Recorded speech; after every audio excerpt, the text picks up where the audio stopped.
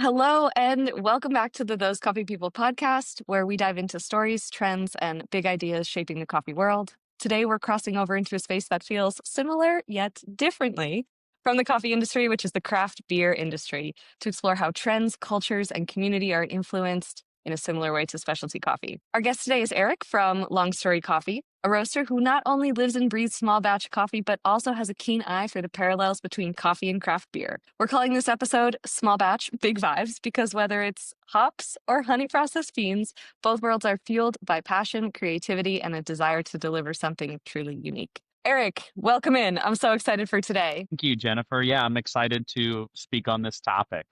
It's one that I've been thinking about for months now, and I'm glad to finally get it out. Amazing. Well, before we go into this, I'd love if you could give a small introduction about yourself, about Long Story Coffee, and what you got on your mind for today. Yeah, so my name is Eric Busch. I am from Belleville, Illinois, in the US, which is really close to St. Louis, Missouri, right in the kind of central heart of the country. I am the owner and roaster here for Long Story Coffee in Belleville. But prior to that, I actually spent about 10 years in the craft beer industry. My educational background is in brewing and fermentation technology. I worked as a brewer for a regional brewery around here called Four Hands, brewing beer. And then I also worked for beer distributors.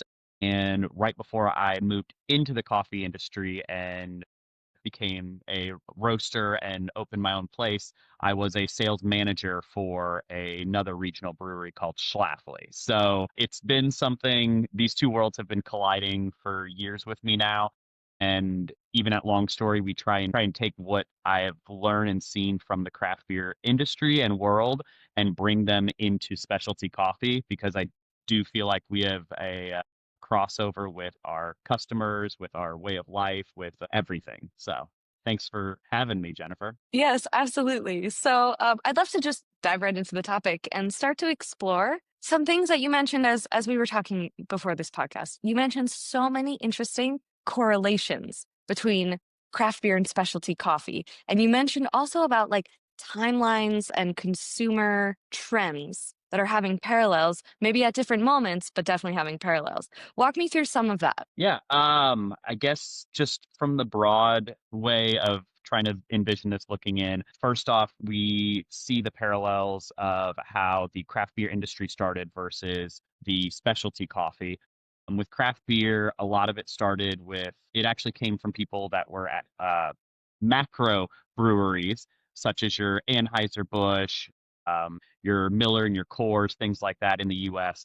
And people were looking for more flavorful beers that were crafted with more intention. And what happened with that is people started brewing beers at home and finding different ways to add, hops in, different grains that they could toast and add into these beers, and experimenting with it and finding that there's so many more flavors and possibilities in the beer world. And so this surgence of craft beer happened in the US. The initial one happened in the early 90s. It didn't last very long. It wasn't very strong. It really died off pretty early. But then in the early 20 teens, so I would say, it kind of started again in around 2006, 2007, but 2010, 2011 is when it really started to explode. And you saw craft breweries popping up everywhere, and you saw all these different beers coming around. So IPAs were leading the forefront, but there was also people messing around with different yeast strains, with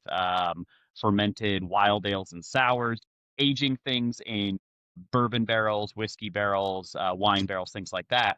And I noticed that as I got into the specialty coffee industry, it was a lot of the same. I moved over to the industry from drinking, your regular Folgers, Pete's, things like that, because I was looking for more flavor and more diversity in my morning cup. And I found that our small local roasters were doing different things. So they were getting different origins that I wasn't used to, beyond maybe your typical Brazilian coffee that most of these guys do. And then even beyond that, you were finding different processes, different growing techniques, and different roasting techniques, which really reminded me of the craft beer industry, where, people went from drinking lagers to IPAs because of how much flavor they had. Well, I went from drinking washed Brazil coffee to natural Ethiopians and geishas because of how much flavor and individuality they had. And I went from drinking those regular lagers to sour beers as well because I wanted to see what different yeast strains and fermentation could do to the beers. And same with the coffee world, where I was like, there's different fermented coffees and co-fermented coffees. So I do think there's a lot of similarities in that. And then, we can always dive in. Question for you. Yes. You're mentioning about fermentations, and for some of our listeners who might they know what the word means, but they don't know how to contextualize that. Can you describe what actually is fermentation and why are beers and coffees fermented? Yeah. So fermentation is the process of introducing yeast or sometimes even a bacteria into a product where the yeast and bacteria will feed off of the sugars and they convert it into something different. For beer, the main thing that's created from that is alcohol. So your ethanol gets created from the fermentation process. But in addition to that, they say in the craft beer world, they say like 95% of your flavor actually comes from fermentation, from the different flavor components that yeast gives off after it eats the sugars. And I would believe, with coffee, fermentation's the same. So it's whether you're taking the whole fruit with the seed inside of it, or you're taking it dried out, or you're throwing the seeds in with different just fruits all together, say strawberry puree, mango puree, and then you're adding those same yeast strains that would ferment the sugars. You're probably getting a byproduct of alcohol as well. It's something that, I haven't researched as much on the coffee side of things, but you're also going to get that big pop of flavor, that 95% of the flavor that comes from fermenting beer. You're getting a lot of that flavor in the coffee as well. So that yeast is eating up all those sugars, and the byproduct of it is developing new flavors in your final product. Like the broad similarities of what I would say the consumers are looking for, people that drink craft beer that are also drinking specialty coffee, what they are interested in is more flavor, different varieties, something new, I think, beyond just their everyday of like drinking a pot full of coffee. They're looking for that one special cup that they drink in the morning that's crafted with purpose. So I would say that's the broad similarity. And then, as we dive down the rabbit hole, we can talk about different trends, which we were comparing, the non-alcoholic boom that's happening in the alcohol industry with the decaf boom that's happening in the coffee industry. That was something that we mentioned. The just the trend of what happened with the beer world, how everyone was shifting towards weirder, craftier kind of beers. Everyone's trying to compete with each other of like what's new, what's next. And it's kind of turned itself on the back downturn of people are looking once again for safer options. And what I feel like is happening in specialty coffee is we're on that upward trend that craft beer was doing, where everyone's looking for what's the next greatest flavor that you can come out with, what's the next thing we can add into it, what's the next crazy idea that we can come up with, wondering, is it going to follow the same trajectory that craft beer did? Well, I'd like to know a little bit more about you and about Long Story. You're mentioning about this trend, how it goes one side of the pendulum, crazy flavors, something new, and then it swings back to the other side, clean and simple and classic. Yes. Where's Long Story right now with your coffee profiles? What are you finding that you're displaying with your customers, or that's really going well? Yeah, so I would say I'm walking a tightrope is what we're trying to do here. So we offer a lot of single origin roasts that we have made direct trade partners with, where we're consistently getting the same crop every year, and we kind of know what to expect from their flavor profiles, where our customers will have some sort of familiarity to it. So, we have a partner in Antioquia, Colombia. We've got a partner that's in Honduras, and we work with these guys to make sure that we're getting a consistent quality product from them so that our customers that come in regularly, if they have a favorite, they know they have access to that. But then at the same time, we are making sure that a small portion of our portfolio is focused on that consumer trend. So we're picking up co-fermented coffees. We did a strawberry fermented coffee at one point that we did a Okay, nice. small limited release of. We have a regular bourbon barrel aging program where we actually partner with a distillery around us, and we regularly get a 4 to 6 year bourbon barrel, and we always have a bourbon barrel aged coffee on hand. So we're sticking with that. We do other crazier barrels. We just finished up with a red wine barrel that had a wild fermented beer in it, and we Okay. aged a Papua New Guinea natural processed coffee in it. Okay. So we took those natural like cranberry and blueberry flavors that were in the coffee, combined it with the barrel where it picked up a lot of this funk to it. It's not glamorous, the description that they've ever used in craft beer, but for like saisons, which is a style of beer, they always talk about like barnyard and like horse blanket, like these kind of funky flavors that come through. Uh-huh. So we got that like the acidity that came from the red wine as well as some deep fruit characters, but also the funk that came from the beer, which is that like kind of barnyard funkiness that came through, which combined with the natural fruit in that Papua New Guinea bean and created something new. So, at long story, like I said, the majority of what we do is single origin roasts that we're serving through espresso based beverages, pour overs, and nitro. But then we make sure that we put a small portion of our portfolio into almost like R&D, research and development, where we're trying to find what's new, what can we do that could be trendy, like what can we do that can push the flavors into something different. And I feel like it's me balancing what I used to do in the beer world of, hey, we might have our core beers that we sell year round, but then we also have our limited release beers that we have certain customers that come knocking on our door. How cool. How interesting. And being able to like do these trial and errors and learn and share with the community, that must be really fun for them as well. I'm wondering what was the one, if you have it in mind, that was the biggest surprise to you that the community really got behind it and really loved it? Was there anything that stood out that like you weren't sure about it and it was a hit?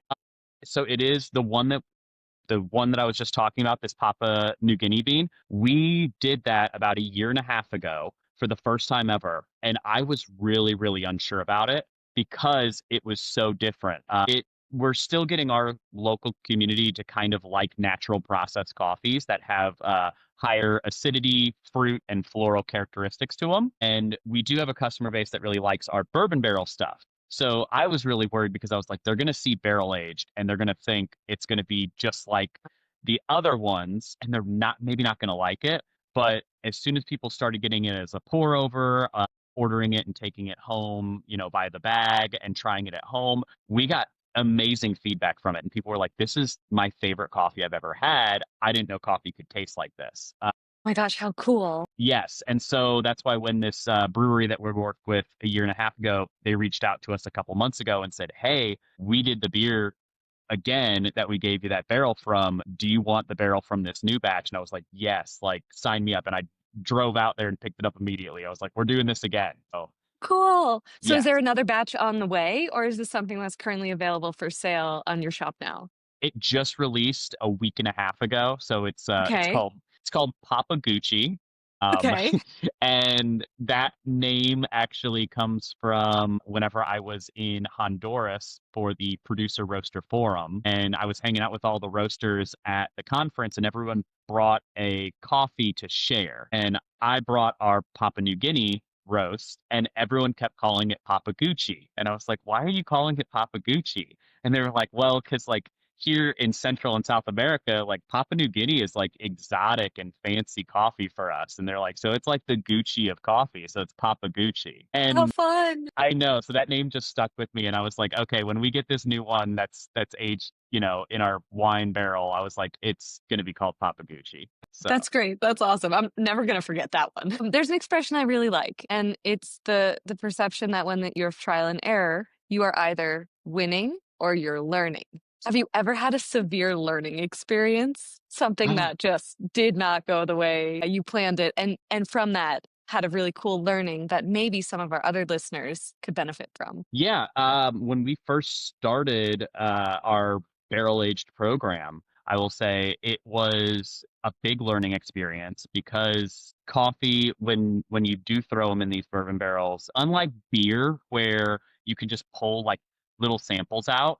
You can pull a sample of the beans out and sample roast them, but you're never really getting like the full flavor that you'll get on a large scale roast. When we were aging our one of our earlier batches, it sat in the barrel too long and it picked up a way stronger amount of like bourbon alcohol flavor, as well as like a very heavy, heavy char from the inside of the barrel where they burn the barrel to age the whiskey in. And so when it came out, it was something that I was not happy with because the product just didn't exude the qualities that I was looking for. It was like too much wood, burnt char flavor, and way too strong of like an alcohol note on the end of it, where I was like, okay, like I have to figure out ways to test this product better as we age it to figure out what I want the end product to taste like. So it did help me learn. It helped me dial in where we decided to start using like a moisture meter on the coffee beans to see exactly how much moisture they were picking up as they were inside of these barrels. Our note taking and record taking got a lot better as we aged the beans. It was a learning process that hurt a little bit because you do have to throw away, we had 65 pounds of coffee aged in a barrel. Oh no.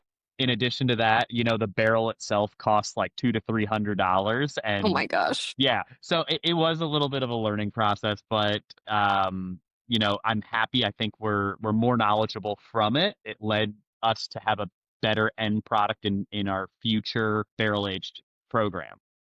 There you go. Yep. You got to have quick and hopefully as affordable as possible learning experiences Yeah. so then you can get your full products out and running.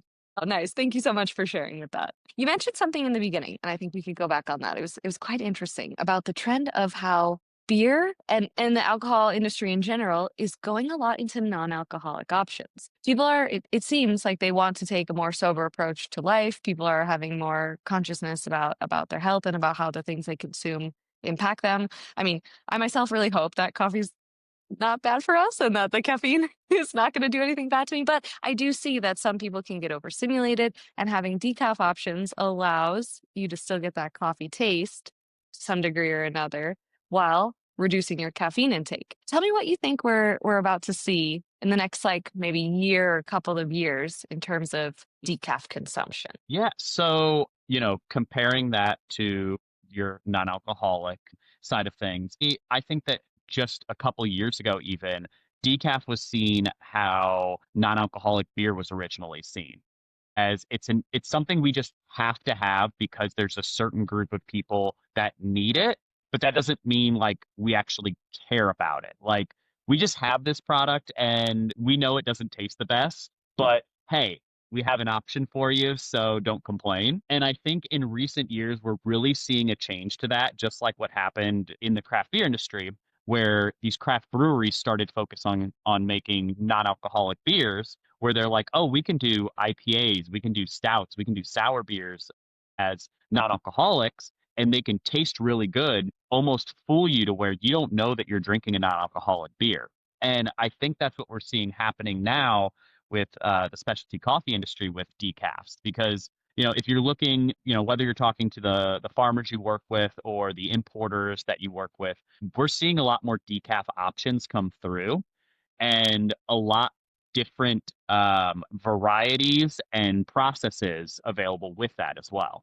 In my mind, you used to just see the decafs that were geared towards let's dark roast them and burn them a little bit, and that's how you serve them. But recently I've just been seeing like we found an Ethiopian decaf that had really really nice floral notes to it when it was roasted lighter. And we were like, oh, we can actually have a lighter roasted decaf where the decaffeination process was done really well. It didn't affect any off flavors in the bean, and it kept the integrity of the natural notes in that coffee. And it was, a natural process decaf from Ethiopia that has lavender and floral notes to it. And so I think that we as roasters are reacting to what our consumers are looking for. And we're noticing that more people are drinking decaf. And so we're saying, how can we focus better on this and how can we offer a better product? Because we're not like the macro roasteries where, we're not like the big guys where we're just like, here's your decaf option and have it.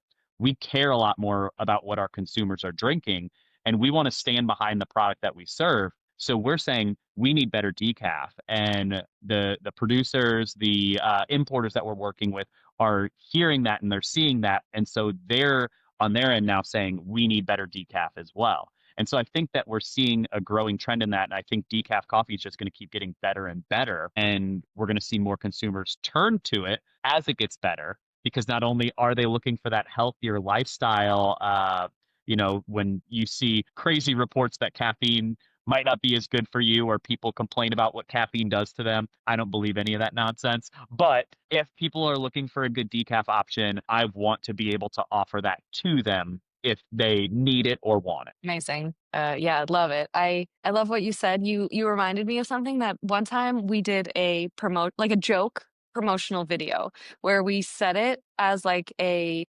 prescription drug commercial. You know how in the States prescription drug commercials are all over TV? It's so bad. Ask your doctor today if this is right for you. And so we made a joke where it's like, ask your roaster today if this coffee is going to be available. And no, it's what you said. It's that if people start asking for it, I love that it comes from the consumer to the roaster. The roaster then asks their importer, and then the importer has to figure out, how do we do this? I love that. And I think what you said is really spot on. And yeah, it's only a matter of time. Yeah, and there's different trends that come from different directions.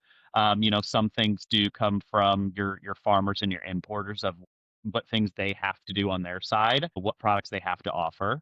There's things that come from the roasting side where we're trying to be innovative and give the consumer something new. But then there's also the stuff where sometimes the consumer drives it, and it's what are they asking for? What are they looking for? And, we just have to find on our end of ways how to provide that for them. How to make it happen. There you go.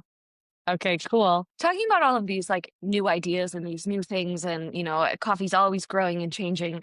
I think a lot of people can maybe feel that they're not knowledgeable enough to start embarking on this coffee journey. That almost it's like a little bit of an exclusive industry. And I'm not sure if you found any ways, maybe even related to how the beer industry has grown and adapted and been more inclusive, Yes. not just like the beer nerds, but now, everyone can drink Yes. some funky IPA. Have you seen any ways that coffee's doing that? Or do you specifically at Long Story have a way that you could be inclusive so that everyone can approach these unique coffees? So I do think at first there was a little bit of gatekeeping of specialty coffee, just like there was gatekeeping for beer, where everyone was like, I drink the good stuff and I don't want everybody else to drink it. But on my side as a roaster, we are trying to make it available to everybody. Like, we don't want to gatekeep a good product from our consumers. What we do on our end, and I think we're seeing it a lot with other coffee shops and roasters, is we're focusing on offering pour overs of different varieties to where people can come into our shop and get a single cup of it, which is almost that trial. And it's something that you saw in the beer industry where you would go to a brewery or you'd go to a bar and you'd be able to order a single glass of a craft beer. And you may not know if you like it, but you're like, it's just one glass of it. If I don't like it, I never have to drink it again. Could it be? Yes. And I think that that's what we're seeing now, with the roasteries that are expanding pour over options. Some of them are doing different single origin espressos or specialty espresso options.